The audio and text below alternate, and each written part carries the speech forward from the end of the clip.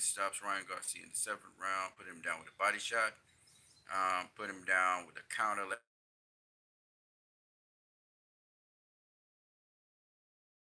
hand in the second round. He about to control Ryan Garcia, take away his jab, take away his right hand, and take away his left hook. Tank basically controlled the fight and punished Ryan Garcia until the seventh round where he stopped him. All right, let's talk about. So what happened in this fight is that from the earliest, from the first round, Ryan Garcia came out jabbing, which was very good. But Tank Davis is a smart boxer, and y'all got to see him box in this fight. All right. First thing he started doing was checking Ryan's lead hand. All right. So he would put out his lead hand, he would put out his jabbing hand, but he wasn't just trying to jab Ryan Garcia. He would paw at Ryan Garcia uh, by using his jabbing hand. He would reach it out and touch Ryan Garcia's jabbing hand to keep it at home. Okay. Now he was doing this while he was moving. He never let Ryan Garcia sit and plant to throw shots. As I told you guys before, footwork is everything in boxing, and I thought the Tank would win this fight, and I made a prediction from since weeks before that Tank would beat Ryan Garcia because Ryan Garcia has fast hands, but he does not have nimble feet. Okay, and Ryan has to set to throw. So Tank was doing something that I only saw Floyd Mayweather do, which is he would laterally move and also move in and out as he's laterally moving, testing range. And so he's moving. First, he will move laterally this way, then he'll move that way, then he changes directions. He keeps on changing. He's not just circling the ring one direction. He's circling the ring in various directions, so he's very unpredictable with his movements. Sometimes he'd shuffle, do as if he's going to come in, going in, and then he would move to the side. So his movement gave Ryan Garcia a lot of problems, actually. And even when Ryan thought he had him in the corner, Tank was setting up a trap for him. But Tank was consistently checking Ryan Garcia's lead hand. I do believe power almost went just a minute ago. All right? Checking Ryan Garcia's lead hand. And so he would touch it. And then sometimes he would keep his hand out a little longer, touching the lead hand, pushing it back. Okay? So that's one of the things that Tank did to basically, that was the fight actually, because he took away Ryan Garcia's lead hand, took away his jab, took away his hook with that. Now, when it came to the right hand, when Ryan started throwing the right hand, Tank would counter. In fact, Ryan threw the right hand, and it was kind of wild. And because he threw the right hand, Tank was able to counter him, and that's how he dropped him in the second round. Because Ryan started up Tank as Tank was trying to slide inside for the clinch. And Ryan was very strong on the inside, a little wild, but strong on the inside. And Tank set him up. And Ryan threw a wild overhand right, a sharp, short right, overhand right, and Tank countered him with a left hand because he was throwing and his whole body weight was behind it, so he kind of went with it, and he went right into the left uppercut. Now Tank, after he started to control, he realized he could get inside range, sort of like Tank was fighting on the back foot for the entire fight, by the way, which is pretty interesting. He started coming forward a little bit, but he was fighting on the back foot most of the time. Hold on a second. Gary Anderson, that was very effective. Yes, it was extremely effective, and Ryan didn't have an answer for it. And I noticed Joe Goosen kind of saw it, and Ryan was trying to kind of slap the pawing hand down and go over it, and Tank changed up the game. All right, I'm gonna tell you all the little tricks he did. And it reminded me a little bit of Mayweather, a little bit. I could tell Mayweather and Tank, they were talking or something. They were corresponding in the background somehow. Tank said he was watching Floyd's tapes all the time, so I could tell, the strategy was just way advanced. And this is what Mayweather used to use against guys who had superior reach to him. He'd take away their reach by controlling their lead hand. I remember, fight's all about the lead hand. So Ryan tried to switch it up and go with the right hand, and Tank would counter the right hand with a straight left. So once Ryan threw the right hand, and that's how he actually busted up Ryan's nose and lip, countering the right hand with a strong left hand. Now, after he controlled that, Tank basically controlled range. He did for control distance. He was constantly moving, so Ryan couldn't set himself to throw. Wow. 3 times now, the current tried to go from this place. Man, I'm just trying to do a video with you guys, educate you guys, and Three sets of things are trying to happen. My phone is trying to wipe out. The current's trying to go. My internet almost went. I don't know what's going on right now. This is really weird. I'm glad it's raining, but I'm not glad that these things are happening. Anyways, my country's a messed up country, spiritually speaking. But anyway, that's another story. So back to what I was saying. So after he controlled him with that, then he went on to counter the right hand. So now Ryan doesn't have no right hand. He ain't got no jab. He ain't got. So Tank started punishing him, right? Tank came forward a bit because he could, because Ryan, didn't know what was coming, you know. And so Tank would do as if he's going off the back foot, then he suddenly come forward and throw a straight left to the body. He started breaking him down to the body. That was the next thing Tank started doing. And even in the clinches, when Ryan was starting to throw punches, Tank was attacking the body. You see him throw the right hook to Ryan's spleen on the inside. So Tank started breaking down Ryan. And what did he stop Ryan with? A body punch. He hit him with a liver shot, and Ryan was put down. He couldn't get back up. So basically, that's how Tank won the fight. Now, the skills to do that is a whole other story. But the point is, that's how he won the fight. Okay? There's so much nuance to this. All right? The first nuance that you need to understand, and again, Tank boxed beautifully. Now, people are talking about, oh, Tank didn't throw much jabs and stuff. Yes, actually, not throwing a jab, but he was neutralizing a jab using his lead hand. And that's why I told y'all, and I keep on telling y'all, because a lot of y'all don't understand, it's not just about having a jab. Yes, it's good to know how to jab. It's good to know how to jab with an irregular rhythm that your opponent can't predict. But there's other tools, and I told you about manipulating your opponent, controlling your opponent. Another thing that Tank was doing that was really cool was when he realized Ryan was trying to rough him up, he would dip under Ryan's hand or under his hooks or whatever he was throwing, and he would spin out behind Ryan. All right? He'd dip under him and spin out behind him and then clinch him, right, from behind. And these are all clever things that he was doing. He started changing levels on Ryan to get the shots. Oh, okay, so from the very beginning, the footwork was everything, right? Tank was always a step ahead of Ryan in terms of the footwork. He was shuffling, kind of again, a la Floyd Mayweather shuffle, that little shuffle thing that you do. So his feet were twice as fast as Ryan's feet in terms of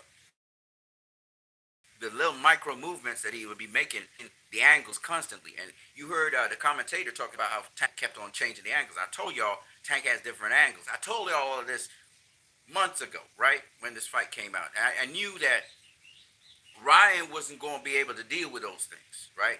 This is why I told y'all he was going to knock him out. I didn't comment on this fight at all. Since from my prediction way back when, I knew that Tank was a superior fighter, boxer, skilled fighter to Ryan Garcia. This was a step-up fight for Ryan. This was not a step-up fight for Tank. And Ryan's a fantastic boxer. Don't get me wrong. He got great heart, everything. Okay? It's just that he was dissected.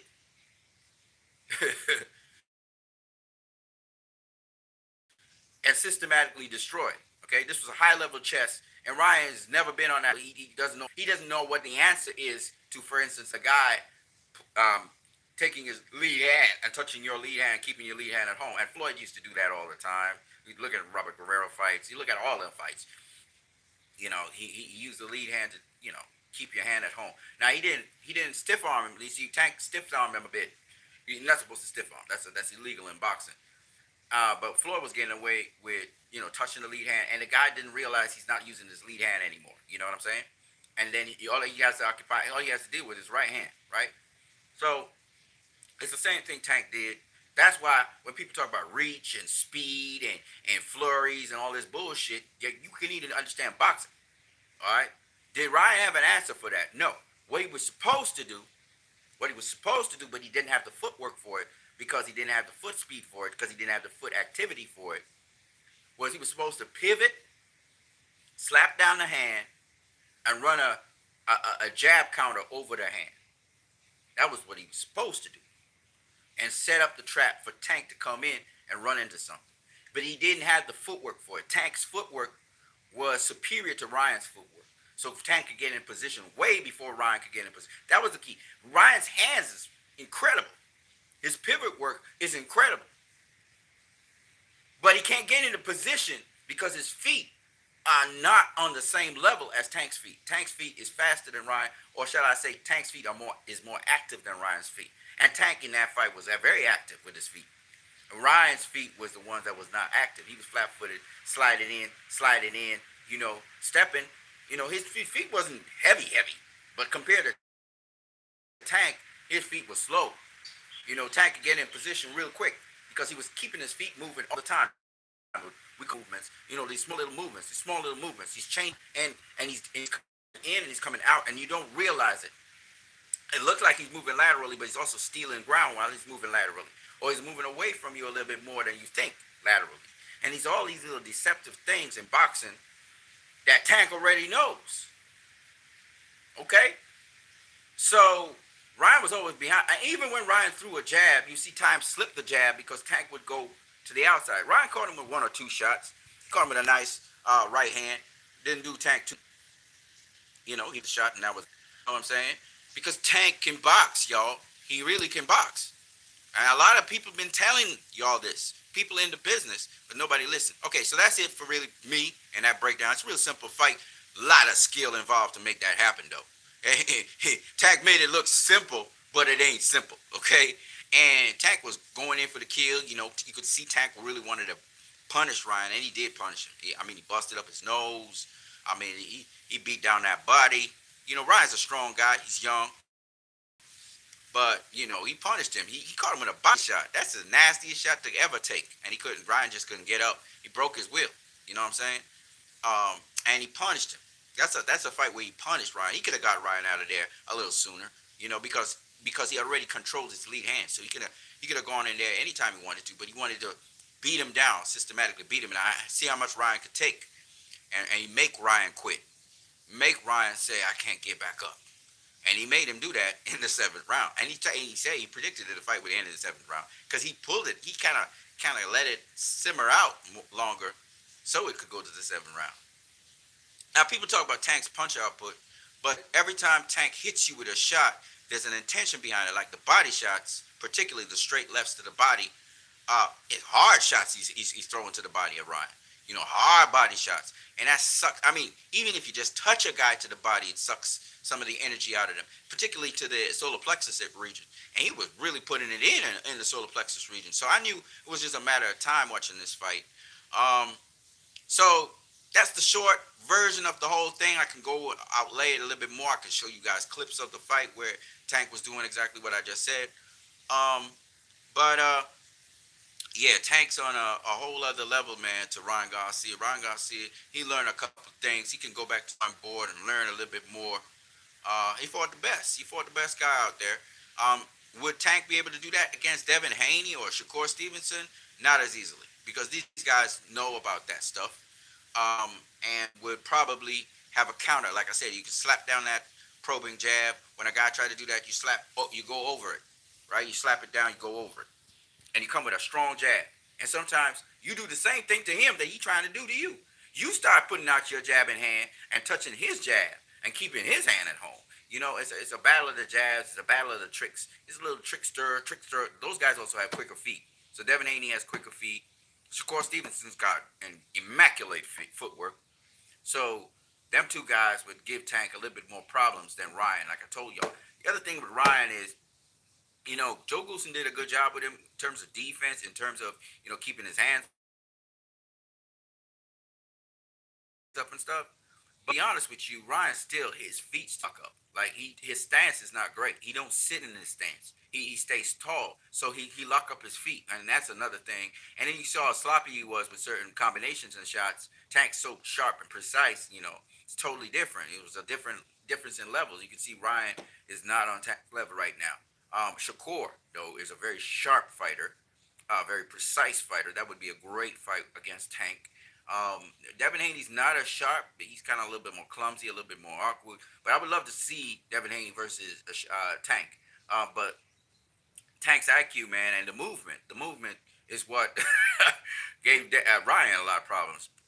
I'd love to see if the movement would give Devin Haney problems. If Tank would have to go hunting for Devin Haney, and how that fight would plan out. And I think, again, looking at IQ of Tank and his seasoning and his experience and the fact that he knows a lot of stuff already, And you could tell, that he'd been watching Floyd's tapes and stuff. He's a problem. Okay, he is a problem in the division because he knows how to cut distance. He knows how to take away some of your greatest weapons. If you don't have good defense against Tank, and Ryan has decent defense, but he ain't got the defense like Shakur. He don't got the defense like Devin. Okay, he just doesn't. Um, but he has decent defense. The thing with it is, he fell for it. He cut immediately, which is the lead hand trick, where you check the lead hand and you keep the lead hand at home. And you remember his major weapon, his trademark is his left hook, right? His trademark is his left hook. You can't even get the damn left hook off. Remember Floyd versus Oscar De La Hoya? No left hook going off, right? Floyd took away Oscar's jab too, right? By counting over the top, not so much checking it, even though he did check it twice. Uh, so I'm just saying, if your lead hand can't even get off, then and your power hand is your lead hand, you're not gonna get nothing going. And Tank did a real good job on Ryan Garcia. Ryan Garcia was a world champion. Of all the four kings, he's the least, developed or least accomplished. But I'm just saying, took it away from him, man. And Ryan was aggressive the entire fight, but it didn't make a difference. You know what I mean? And he couldn't get his right hand off either. He took away both. It was tremendous. Anyways, man, that's what I got for you guys. I'm what you need. Gary Anderson, shout out to you, brother, for watching. Don't forget to smash the like button if you like what you're seeing. Smash the like button. I'm going to catch you guys.